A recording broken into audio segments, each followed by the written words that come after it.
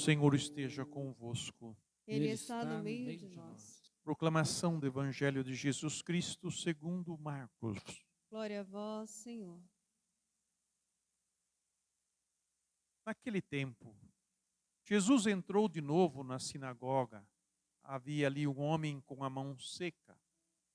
Alguns o observavam para ver se haveria de curar em dia de sábado, para poderem acusá-lo. Jesus disse ao homem da mão seca: levanta-te e fica aqui no meio.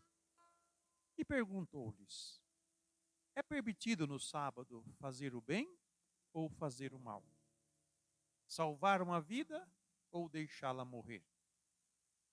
Mas eles nada disseram. Jesus então olhou ao seu redor, cheio de ira e tristeza, porque eram duros de coração, e disse ao homem: estende a mão. Ele a estendeu e a mão ficou curada.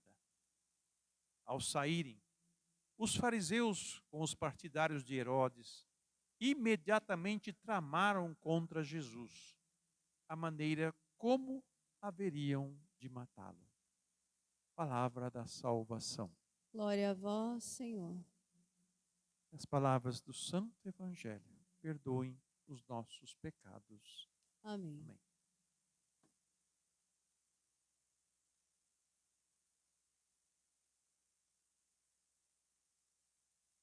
Nós estamos vivendo em nossos dias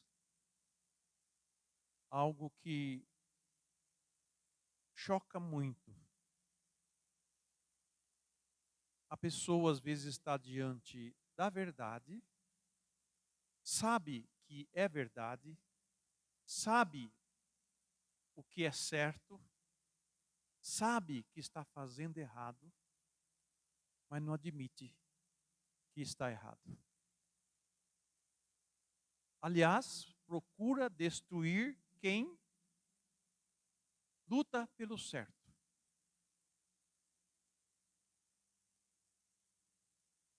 O que acontece neste evangelho? A questão era o dia do sábado. Porque o dia do sábado Deus havia instituído como o dia em que ele descansou de toda a criação. Não entenda o verbo descansar de Deus como o nosso, que realmente a gente se cansa a semana inteira de um trabalho intenso e no domingo a gente descansa, né? Assiste o futebol, come uma comida diferente.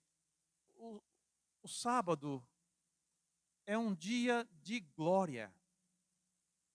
Deus, depois de ter criado tudo e viu que tudo era bom, ele entrou na sua glória. Então o dia de sábado é um dia glorioso, é um dia de louvor, de bendição, de exaltação, de glorificação de Deus. Por isso que o domingo para nós, ele tem uma tônica muito forte de ser o dia do Senhor. O dia de nós agradecermos, o dia de nós apresentarmos a nossa luta, o dia de nós pedirmos o auxílio de Deus, dia de reunir a família em torno do altar, ouvir a palavra de Deus e comer do pão sagrado. Mas naquela época não se podia fazer nada no sábado. Não podia trabalhar, não podia fazer caminhadas longas. Então eles se prenderam no rigorismo da lei do sábado e Jesus foi como mestre, como sumo sacerdote, quer dizer, aquele que entra no Santo dos Santos, aquele que entra na mais intimidade de Deus, como na primeira leitura nos é apresentado, né? O rei Melquisedeque, da qual Jesus também é da ordem do rei Melquisedeque, e ele dá toda a explicação, né, do rei que não tinha genealogia, não tinha origem, quer dizer, era um sacerdote que não havia de família sacerdotal, ou cujo pai e a mãe se conhecia. Não, ele era um homem escolhido por Deus. Não tinha genealogia, não tinha descendência, não tinha a pessoa lá, ninguém sabia nada dele, de onde ele vinha, mas ele era um sacerdote que ofereceu pão e vinho a Deus quando Abraão o procurou e recebeu o dízimo de Abraão. Então o apóstolo coloca Jesus nesta linha do sacerdócio de Cristo, que é o único que entrou no Santo dos Santos, no mais íntimo de Deus. Por isso ele, como o mais íntimo de Deus, tem como mestre, como Messias, levar as coisas à perfeição.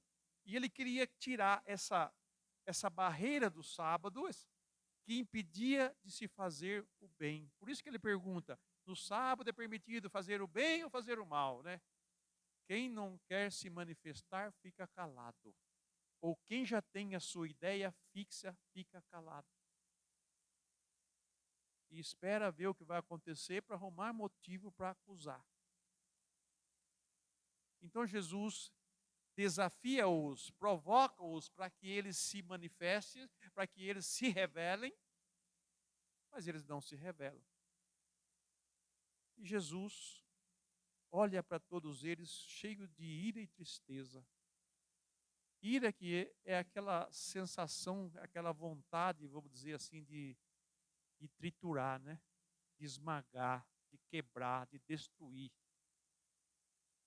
É um protesto. E tristeza, porque quando a salvação é oferecida, não se dá ouvido a ela, não se escuta, não se deixa aprender com o Mestre. Jesus está ensinando que a lei do sábado é em favor do homem, não contra o homem.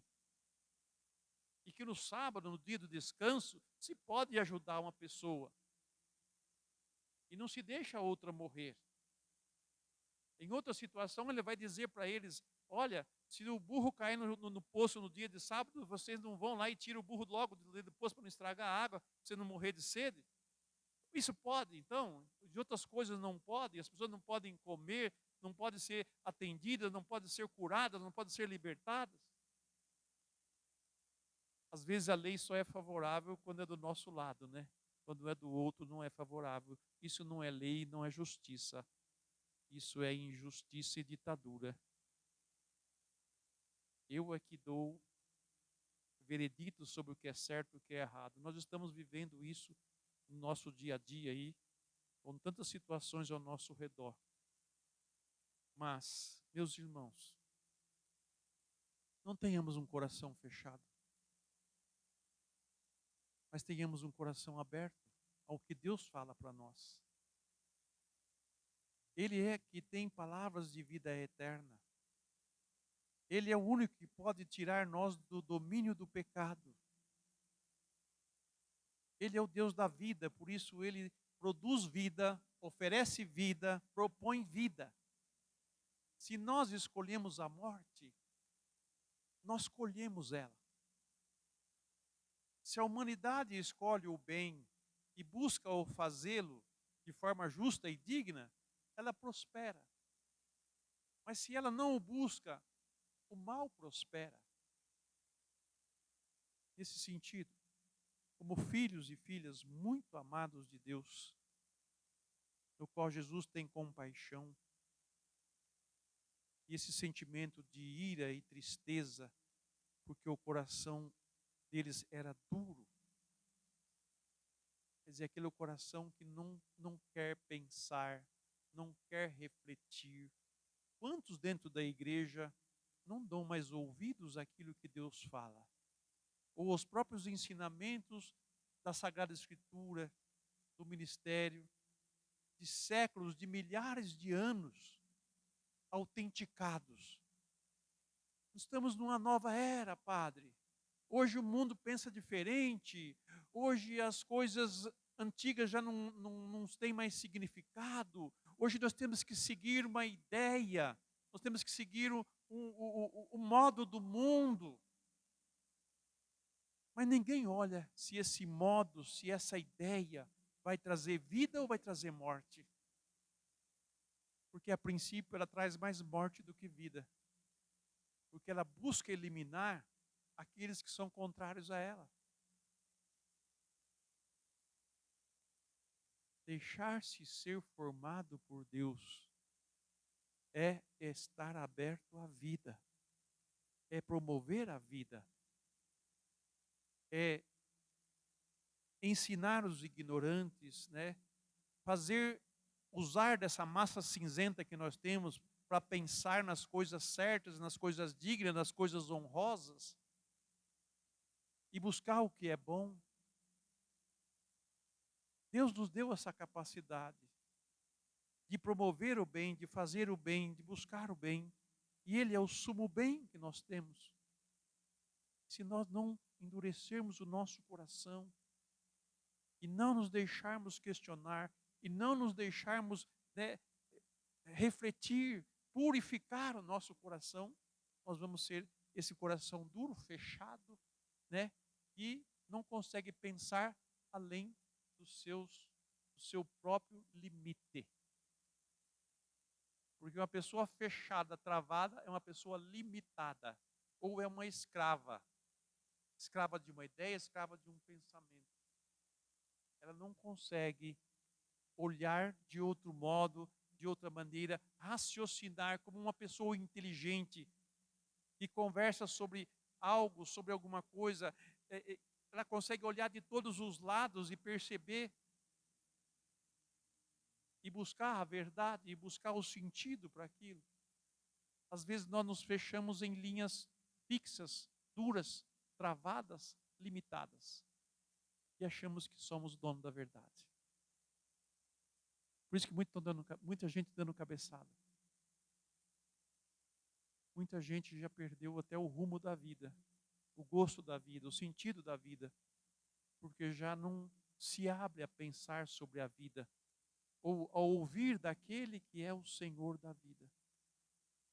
O sacerdote é aquele que oferece o sacrifício a Deus. Jesus é o sumo e eterno sacerdote porque ele se ofereceu a si mesmo e entrou no mais íntimo de Deus com o seu sacrifício.